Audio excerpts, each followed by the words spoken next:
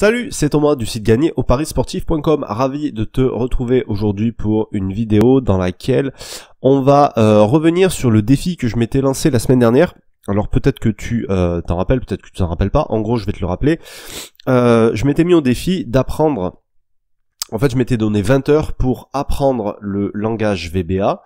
Donc c'est la programmation sous Excel pour pouvoir programmer une tâche automatique qui était de récupérer le lien d'un match sur Flash Résultat par exemple, alors c'était pour du foot, et que automatiquement ça me calcule tous les résultats entre deux équipes, les face à face, le nombre de buts par match, le total de buts par équipe, les victoires, les défaites, etc., que ça soit à domicile, à l'extérieur ou d'une manière générale. Donc quand j'ai fait la première vidéo la semaine dernière, j'en étais à 5 heures de cours.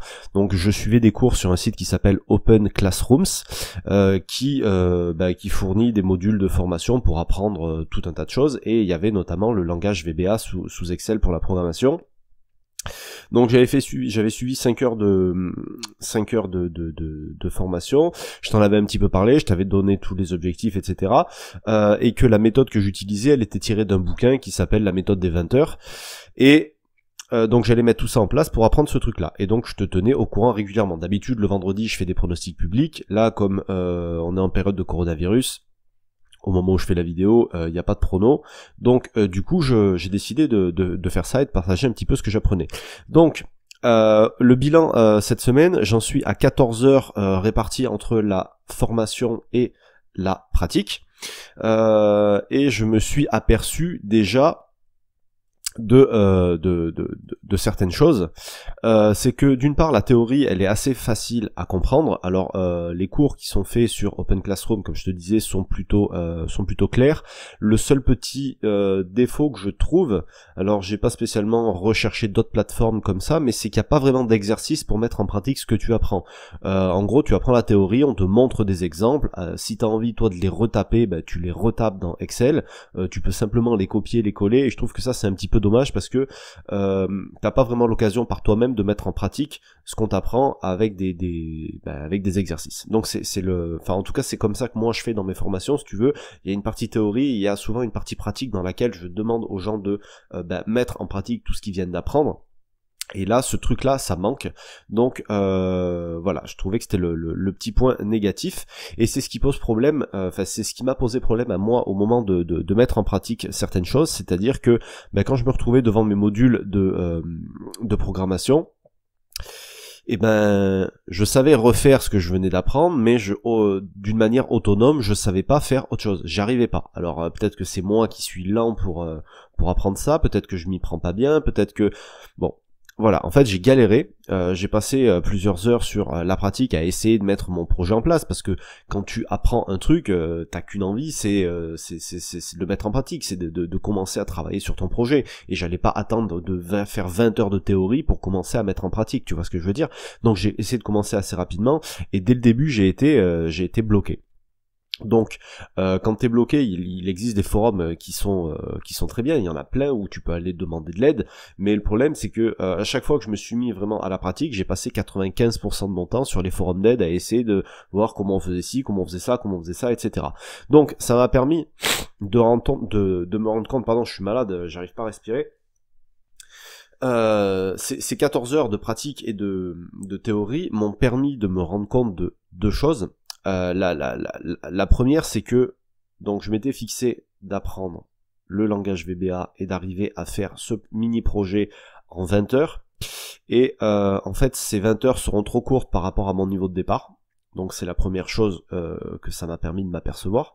Donc il y a deux solutions maintenant. C'est soit je revois mon projet et je le minimise, soit j'étends mon temps de formation, je le rallonge pour pouvoir atteindre mon objectif. Donc ça c'est la première chose que je me suis aperçu, c'est que j'ai vu un projet trop gros par rapport à mes compétences initiales et à tout ce que j'avais à apprendre. Je me doutais pas que j'avais tant de choses à apprendre.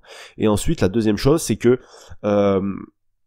j'ai voulu me lancer dans ce projet parce que j'adore bidouiller sur Excel, j'adore faire des tableaux, j'adore traiter des données, j'adore automatiser avec les fonctions de base de Excel certaines choses, tu vois, pour gagner du temps, et je me disais qu'en VBA ça me permettrait d'en gagner encore plus, sauf que le VBA ça n'a absolument rien à voir avec Excel. Le langage de programmation est totalement différent, c'est pas du tout la même langue, c'est d'ailleurs pour ça qu'on appelle ça un langage de programmation, c'est vraiment une langue qui peut être similaire d'ailleurs, je suppose, à d'autres langages de programmation qu'on peut retrouver pour faire des programmes, pour faire des sites web, etc. Enfin, je m'y connais pas assez, mais je pense qu'il y a des similitudes, tout au moins dans la façon de réfléchir.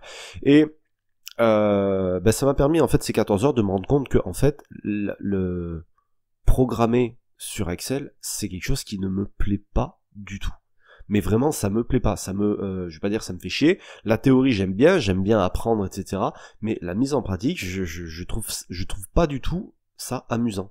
Donc, ça m'a permis de me rendre compte ces 14 heures que, en fait, je me suis lancé dans un projet, je suis pas encore arrivé au bout, mais je sais déjà que c'est quelque chose qui est pas pour moi. Ça peut être hyper utile pour les besoins que j'ai, mais c'est pas fait pour moi. La programmation, c'est pas fait pour moi. Donc, du coup, j'ai décidé d'arrêter là. J'ai décidé de pas aller au bout des 20 heures parce que je sais pertinemment que sur le long terme, c'est quelque chose qui me plaira pas.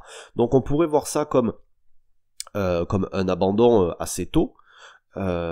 Oui, c'est vrai qu'on pourrait le voir comme ça, parce que, en fait, je suis même pas allé au bout des 20 heures que je m'étais fixé. On pourrait dire que je persévère pas, mais je sais déjà maintenant que c'est quelque chose sur le long terme qui m'amusera pas, avec quoi je vais pas du tout me régaler. Donc, si c'est pour me lancer dans un truc, apprendre un truc et prendre aucun plaisir derrière, ça sert à rien, tu vois. Il y a des gens, ils font 1 an d'études dans un domaine pour se rendre compte que finalement ça leur plaît pas. Bon, moi là, il m'a fallu 14 heures pour me rendre compte que la programmation et le langage VBA, c'était pas pour moi.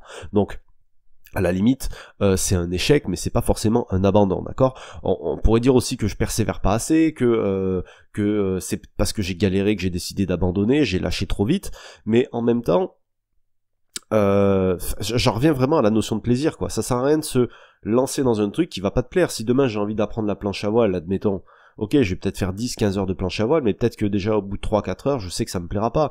Si je me pèle tout le temps le cul, si j'aime pas le vent, enfin, tu vois, tous ces trucs-là, si je sens d'entrée, si je sais que c'est pas fait pour moi, si je me régale pas à galérer, parce que quand on se lance dans un projet et que ça nous plaît, même quand on galère, on est content et ça nous plaît. Quand tu fais du bricolage, tu galères tout le temps.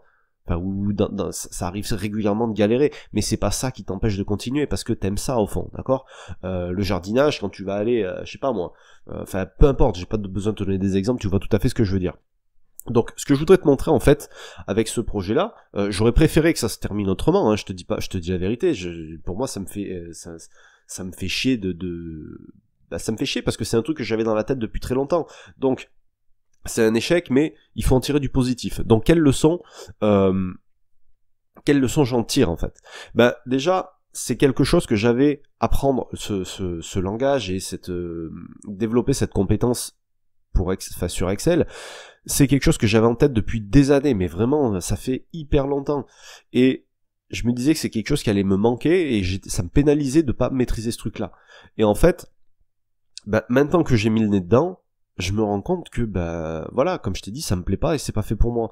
Donc, ça va me libérer un peu l'esprit, parce que chaque fois que je vais venir sur Excel, que je vais essayer de faire des trucs, que je vais galérer, je saurai que ça, c'est pas forcément la solution, parce que c'est pas un truc dans lequel, voilà, je me régale. Donc, ça m'a permis de réaliser que ce truc-là, c'est bon, je peux le sortir de ma tête, c'est bon, je passe à autre chose, tu vois. J'avais ça comme objectif dans ma tête depuis un moment, bon, voilà, c'est fini, je passe à autre chose, c'est pas pour moi.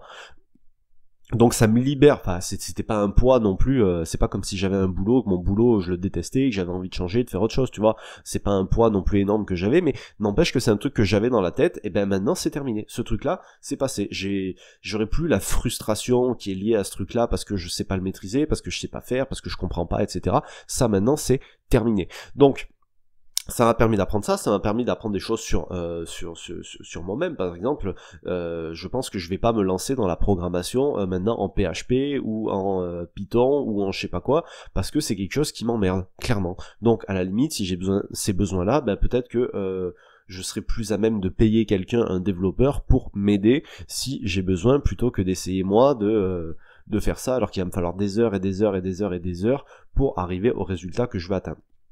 Donc, tout ça pour que tu comprennes un truc, c'est que, bon là c'était un petit projet, mais parfois on a d'autres projets en tête, des gros projets qui peuvent être de, je sais pas, pendant longtemps j'ai voulu partir vivre à l'étranger, ça c'est pareil, j'ai essayé de le faire, alors peut-être que c'est l'endroit que j'ai choisi qui m'a pas plu, mais bah en fait non, je suis parti voir à l'étranger, je suis très bien en France.